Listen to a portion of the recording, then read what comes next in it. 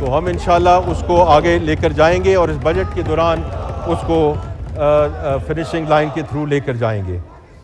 میں صرف کہنا چاہتا ہوں کہ اس کا اطلاق بینکوں، تیل اور گیس تلاش کرنے والی کمپنیوں اور فرٹیلائزر کمپنیوں پر موجودہ جو سرچارج ہے وہ برقرار رہے گا۔ جناب اسپیکر، پاکستان کی معیشت میں روزگار کے مواقع پیدا اور صنعتی ترقی کا پہیہ تیز کرنے میں کنسٹرکشن سے بڑھ کر کوئی شعبہ نہیں ہے۔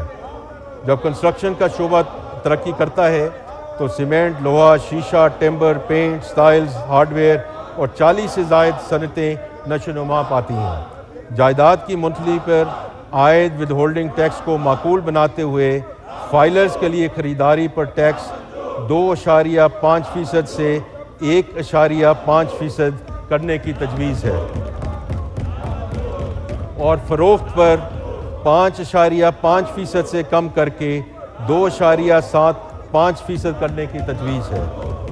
ہمیں امید ہے کہ اس اقدام سے کنسٹرکشن کی سرگرمیاں زور پکڑیں گی اور تعمیرات کا شعبہ نشو و نما پائے گا۔ ڈیجیٹل معیشت پاکستان کا سب سے تیزی سے بڑھتا ہوا برآمدی شعبہ ہے۔ جیسے کہ آپ کو معلوم ہے، کل میں نے اکنامک سروے میں بھی بات کی کہ اس وقت تک $3.8 بلین کی آئی ٹی ایکسپورٹ سروسز ہو چکی ہیں اور انشاءاللہ before the year is out the IT export is going to be close to $4.5 billion. Pakistan کا آئی ٹی اور آئی ٹی سے متعلقہ خدمات کا شعبہ اور ہمارے free lancers, soft where houses اور ڈیجیٹل ایکسپورٹرز ہمارا اثاثہ ہیں۔ آئی ٹی برآمدات کی آمدنی پر 0.25% FTR کی رعایت 30 جون 2026 یعنی کہ ابھی کچھ دنوں میں ختم ہونے والی تھی۔ وزیر اعظم کی خاص ہدایت اور اس شعبے کی ترقی میں دلچسپی اور حکومت کی محنت سے پیدا کردہ مالی گنجائش کی بدولت اس رعایتی نظام کو مزید 3 سال کے لیے یعنی کہ 30 جون 2029 تک جاری رکھنے کی تجویز ہے۔ اس اقدام سے ہماری آئی ٹی برآمدات بڑھیں گی اور نوجوانوں کو اس شعبے کے جانب راغب ہونے کی تحریک ملے گی۔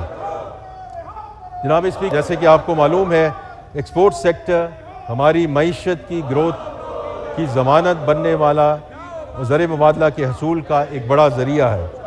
اس وقت ایکسپورٹ پر ایڈوانس انکم ٹیکس اور منیمم ٹیکس کی مد میں مجموعی طور پر 2% ٹیکس عائد ہے، جسے کم کر کے 1.25% کرنے کی تجویز ہے جو منیمم ٹیکس کی مد میں ہوگا۔